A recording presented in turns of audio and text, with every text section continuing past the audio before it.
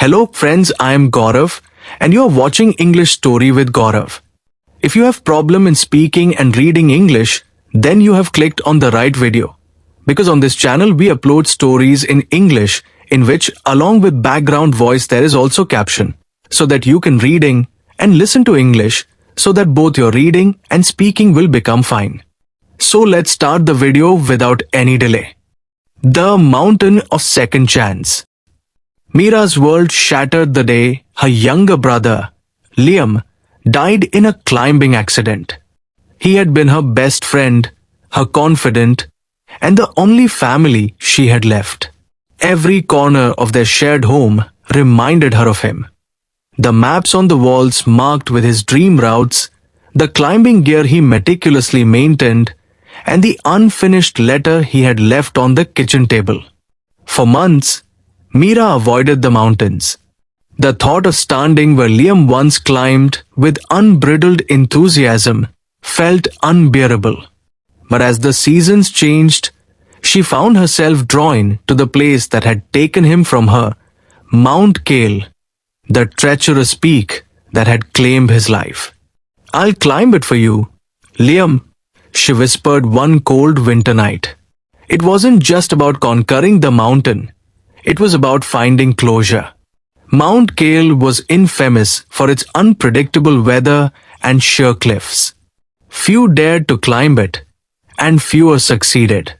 Mira spent weeks preparing for the expedition, poring over maps, training her body, and gathering the best gear.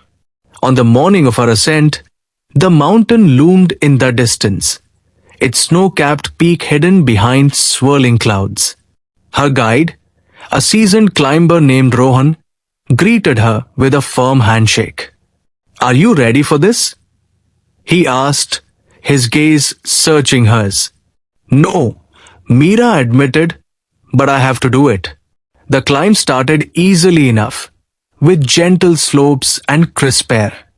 But as they ascended, the terrain grew steeper and the temperature dropped. Each step felt heavier, the weight of her grief mingling with the physical strain. 2 days into the climb, disaster struck. A sudden blizzard swept through the mountain, forcing Mira and Rohan to take shelter in a narrow crevice. The wind howled like a wild beast, and the cold seeped into their bones. "This is dangerous," Rohan said, his voice barely audible over the storm. "We might have to turn back." "No," Mira shouted, her voice breaking. "I can't go back.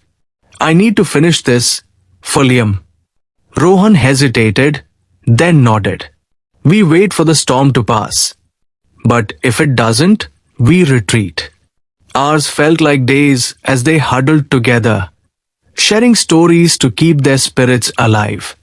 Mira told Rohan about Liam, their childhood adventures, his laughter, and his dream to conquer Mount Kale. When the storm finally subsided, the world outside was transformed into a shimmering white landscape. It was beautiful, but deadly.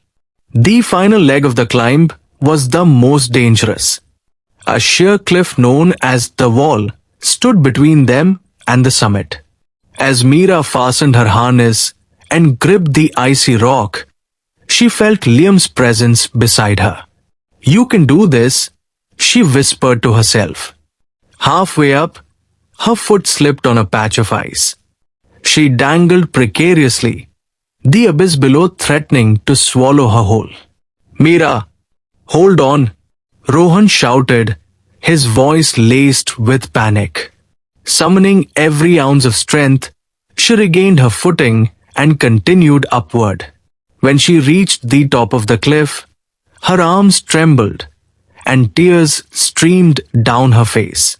When they finally reached the summit, the sun was setting, painting the sky in hues of gold and crimson.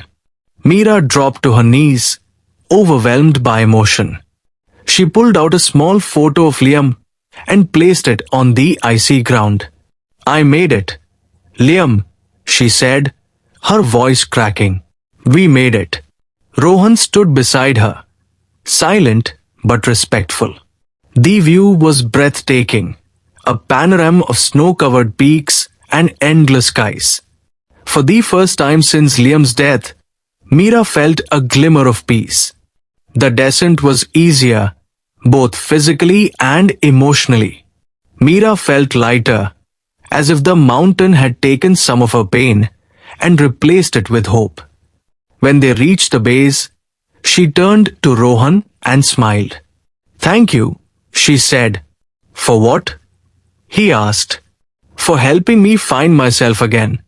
The climb didn't erase her grief, but it gave her a sense of purpose and courage she hadn't known she possessed. And in that courage, she found joy. The joy of carrying Liam's spirit with her, not as a burden, but as a source of strength.